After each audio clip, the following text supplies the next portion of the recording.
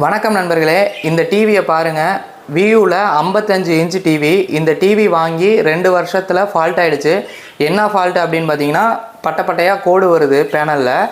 இப்போ இந்த TV fault ஆகிடுச்சு, இதை வாங்காதீங்க அப்படின்லாம் சொல்ல வரல. இந்த டிவியை வச்சு வேறு ஒரு விஷயத்தை உங்களுக்கு தெளிவுபடுத்த போகிறேன். இந்த டிவியை ஓப்பன் பண்ணி இதில் இருக்க இன்னொரு விஷயத்தை தெளிவுபடுத்த போகிறேன். அதனால் இந்த வீடியோவை ஸ்கிப் பண்ணாமல் பாருங்கள். மார்க்கெட்டில் இப்போ புதுசாக வியூவில் வைப்புங்கிற மாடல் வந்திருக்கு. அந்த மாடல் நிறைய பேர் வாங்கிட்டு இருக்கீங்க. அப்படி இருக்கும்போது இந்த வீடியோ உங்களுக்கு ரொம்ப யூஸ்ஃபுல்லாக இருக்கும். இந்த வீடியோவில் இந்த டிவியில் என்ன இருக்குது அப்படின்னு காமிக்கிறேன்.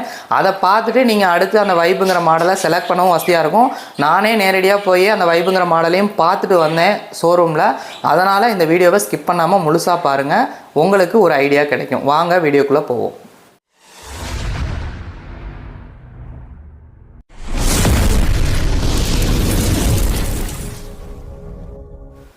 இந்த வியூ வைப் அப்படிங்கிற மாடலை நிறைய பேர் எதுக்காக விரும்பி வாங்கிட்டு இருக்காங்க அப்படின்னு பார்த்தீங்கன்னா, அதில் 88 வாட்ஸு சவுண்ட் பார் மாதிரியான ஸ்பீக்கர்ஸ் கொடுத்துருக்காங்க. அதாவது ஸ்பீக்கருக்கு பதிலாக கீழே சவுண்ட் பார் மாதிரியான ஒரு செட்டப்பில் ஸ்பீக்கர்ஸ் கொடுத்துருக்காங்க. இதனால் சவுண்ட் எஃபெக்ட் சூப்பராக இருக்கும் அப்படின்ட்டு தான் நிறைய பேர் வாங்குகிறாங்க. ஆனால் உண்மையிலே நம்ம ஒரு டிவி வாங்குறது சவுண்டுக்காகவா அப்படின்னு கேட்டிங்கன்னா கண்டிப்பாக கிடையாது. டிவியோட பிக்சர் கிளாரிட்டி அண்டு கூகுள் ஓஎஸ்னு ஒன்று போட்டிருக்காங்க. அதில் இருக்கிற அந்த ரெஸ்பான்சிங் டைம் எவ்வளோ ஃபாஸ்ட்டாக இருக்குது, இதை பொறுத்து தான் நம்ம ஒரு டிவியை வாங்குகிறோம். அதனால் நான் என்ன பண்ணேன்னா, இந்த டிவியை நம்ம ஆன்லைனில் ஆர்டர் பண்ணி வாங்கிட்டு மறுபடியும் ஒரு ஃபால்ட்டு அப்படிங்கிறப்ப, அதாவது சரியில்லையா, பிக்சர் கிளாரிட்டி சரியில்லைன்னா ரிட்டன் போடணும். ரிட்டன் போடுற ஆப்ஷனும் இப்போ நிறையா கிடைக்கிறதில்ல. அதனால் என்ன பண்ணிட்டேன் அப்படின்னா, நேராக கடைக்கு போயிட்டு, அதாவது ஒரு ஷோரூம் இல்லாத டிவி அப்படின்னா நம்ம ஆன்லைனில் ஆர்டர் பண்ணி தான் வாங்கி பண்ணணும். ஒரு ஷோரூம் வச்சுருக்காங்க அப்படிங்கிறப்ப நம்ம ஷோரூமுக்கு போய் அந்த மாடல் எப்படி இருக்குது அப்படின்னு செக் பண்ணிவிட்டு ஷோரூம்லேயே வாங்கிக்கலாம் அப்படிங்கிறதுக்காக நான் அந்த ஷோரூமுக்கு போயிருந்தேன். ஷோரூமில் உண்மையாகவே உள்ளே போகிறப்பெல்லாம் நல்லா தான் ட்ரீட் பண்ணாங்க, எந்த ப்ராப்ளமும் இல்லை. உள்ளே போனவுடனே நான் இந்த வைப் மாடல் வேணும் அப்படின்னு சொல்லி கேட்டிருந்தேன்.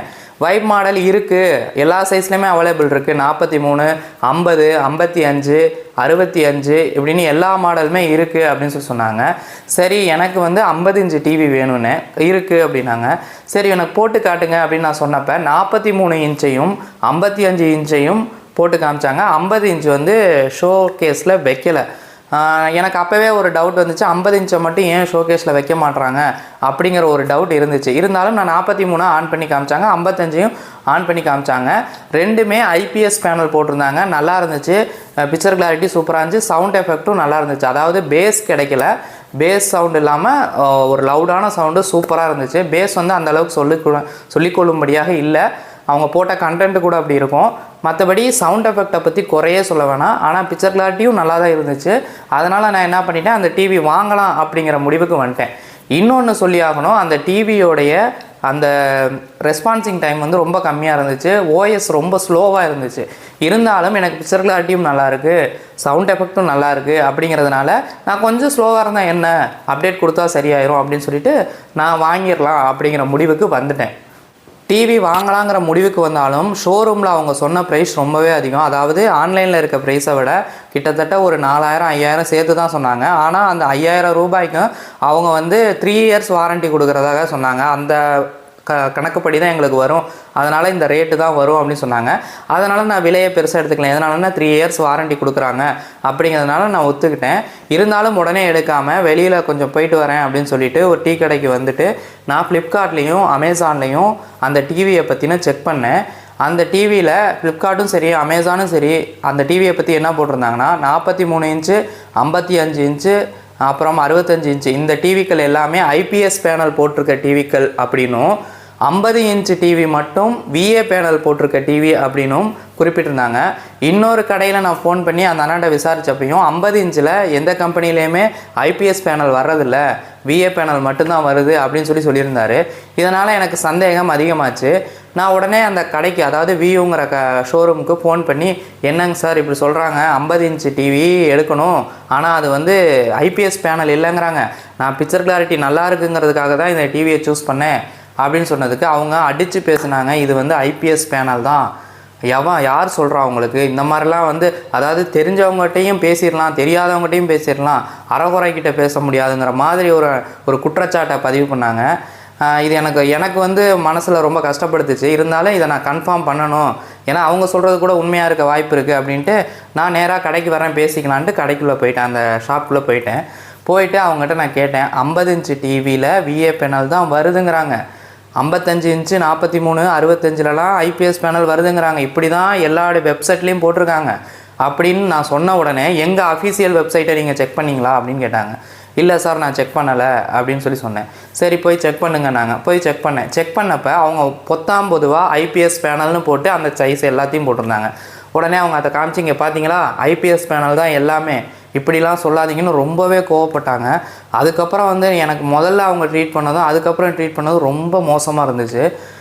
நான் என்ன சொன்னேன்னா, நீங்கள் டிவியை ஆன் பண்ணி காட்டுங்க, 50 இன்ச்சு டிவியை நீங்கள் ஆன் பண்ணி காட்டுங்க, நான் வந்து டிவியை பார்த்த உடனே IPS பேனலா VA பேனலா அப்படின்னு சொல்லிடுவேன்னு சொன்னேன். இது வந்து நம்ம பேச்சு வழக்கில் சொல்கிறது. அவர் என்ன பண்ணார், டிவியை வெளியில் எடுத்துகிட்டு, டிவியை பார்த்துட்டிங்களா IPS பேனலா VA பேனலான்னு சொல்கிறீங்களா அப்படின்னாரு. இது வந்து நக்கல் பண்ணுற மாதிரி இருந்துச்சு. என்ன சொல்கிறீங்கன்னு. இல்லை டிவியை பார்த்துட்டிங்களா, பார்த்த உடனே சொல்லிடுவேன்னு சொன்னீங்கல்ல அப்படின்னாரு. உடனே சரி நல்லா காமெடி பண்ணுறீங்கன்னா நீங்கள் வந்து டிவியை ஆன் பண்ணி காட்டுங்க, நான் சொல்கிறேன். நான் வந்து பேச்சு வழக்கில் டிவியை பார்த்த உடனே சொல்லிடுவேன்னு உங்கள்கிட்ட வந்து சொல்லி தான் பேசணும் போல், நீங்கள் ஆன் பண்ணி காட்டுங்கண்ணே. அதுக்கு முன்னாடி உங்களுக்கு VA பேனலா IPS பேனலான்னு எப்படி செக் பண்ணுறதுன்னு சொல்லித்தரேன். இந்த VU டிவி பாருங்கள், பட்டை கோடு வந்துருச்சு, 2 வருஷம் தான் ஓடுச்சு. இந்த மாதிரி ஸ்க்ரீனில் விரலை வச்சு தடவி பார்த்தீங்கன்னா தெரியும் பாருங்கள், அந்த கலர்ஸ் அப்படியே கையோடு கண்டினியூ ஆகும். இந்த மாதிரி வந்துச்சுன்னா அது வந்து VA பேனல் தெரியுது பார்த்தீங்களா, இந்த பிளாக்கில் பாருங்கள், தட்டி பார்த்தீங்கன்னா லைட்டாக தட்டி பார்த்தீங்கன்னா அப்படியே பிளிங்கிங் ஆகும், வெளிச்சம் தெரியும். இந்த மாதிரி பிளிங்கிங் ஆச்சுன்னா அது VA பேனல். இது மாதிரி ஆகலை, அந்த கலர்ஸ் கண்டினியூ ஆகலை அப்படின்னா, இந்த மாதிரி வரல அப்படின்னா அது IPS பேனல். அதுக்கப்புறம் பேச்சுவார்த்தை முடிஞ்சு அவர் டிவியை வெளியில் எடுத்து ஆன் பண்ணி காமிச்சார். ஆனால் அந்த டிவியை ஆன் பண்ணி காமிக்கிறதுக்குள்ளே ரொம்ப கஷ்டப்பட்டார். ஒரு டிவி கஸ்டமர் வாங்க போகிறாங்க, அந்த டிவியை ஆன் பண்ணி காமிக்கிறதுல அவங்களுக்கு என்ன பிரச்சனை அப்படின்னு எனக்கு தெரியல. டிவியை ஆன் பண்ணி காமிச்சாங்க. ஆன் பண்ணி காமிச்சோடனே படம் போட்டு விட்டாங்க.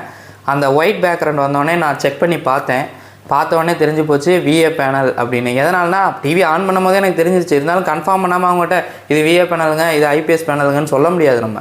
அதனால் டிவி ஆன் பண்ணோடனே இது VA பேனல் தான், இல்லை இது IPS பேனல் தான். நாங்கள் கன்ஃபார்மாக சொல்கிறேன், எங்கே வேணால் செக் பண்ணலாம், இது VA பேனல், அதனால் இந்த டிவி எனக்கு வேண்டாம் அப்படின்னு சொல்லிவிட்டு, சரி அதுக்கு அடுத்த சைஸ் 55 வேணால் கொடுங்க அப்படின்னு சொல்லி கேட்டேன்.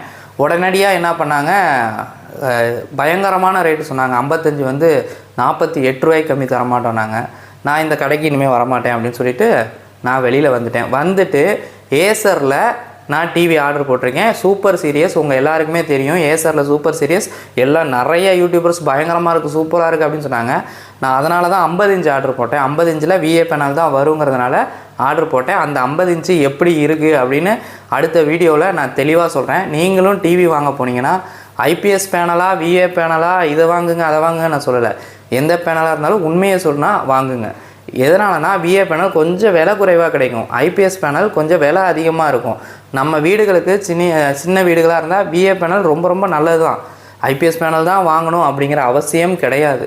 அதனால் உண்மையை சொன்னால் நீங்கள் எதை வேணால் வாங்கிக்கோங்க, நல்லா இருந்து உங்களுக்கு பிடிச்சிருந்துச்சுன்னா வாங்கிக்கோங்க. இன்னொன்று நான் வியூவை வந்து அவாய்ட் பண்ணதுக்கு இன்னொரு காரணம் என்னென்னா, ரொம்ப ஸ்லோவாக இருந்துச்சு. ஒவ்வொரு ஆப்பும் ஓப்பன் பண்ணுறப்ப ரொம்ப ஸ்லோவாக இருந்துச்சு. புது டிவியே எப்படி இருக்குன்னா இன்னும் கொஞ்சம் நாள் ஆனால் எப்படி இருக்கும் அப்படின்னு எனக்கு தோணுச்சு. அதனால தான் அந்த டிவியை நான் அவாய்ட் பண்ணேன். அதுக்கப்புறம் தான் சூப்பர் சீரியஸ் நிறைய பேர் நல்லா இருக்குன்னு சொன்னதுனால ஆர்டர் போட்டிருக்கேன். நாளைக்கு ரிசீவ் ஆகிடும். நாளைக்கு ரிசீவ் ஆனவுடனே உங்களுக்கு ஒரு அன்பாக்சிங் வீடியோ போடுறேன். அந்த சூப்பர் சீரியஸ் அன்பாக்சிங் வீடியோ யாருக்கெல்லாம் வேணும் அப்படிங்கிறத கமெண்ட் செக்ஷனில் தயவு செஞ்சு வந்து சொல்லுங்கள். ஏன்னா அதுக்கப்புறம் தான் நான் வேலையெல்லாம் விட்டுட்டு அதை அன்பாக்சிங் பண்ணி உங்களுக்கு வீடியோ எப்படி குவாலிட்டியாக ரெடி பண்ணணும் அப்படிங்கிற மைண்ட் தாட்டே எனக்கு வரும். அதனால் இந்த வீடியோ பார்த்த அனைவருக்கும் நன்றி நண்பர்களே. மீண்டும் அடுத்த வீடியோவில் சந்திப்போம்.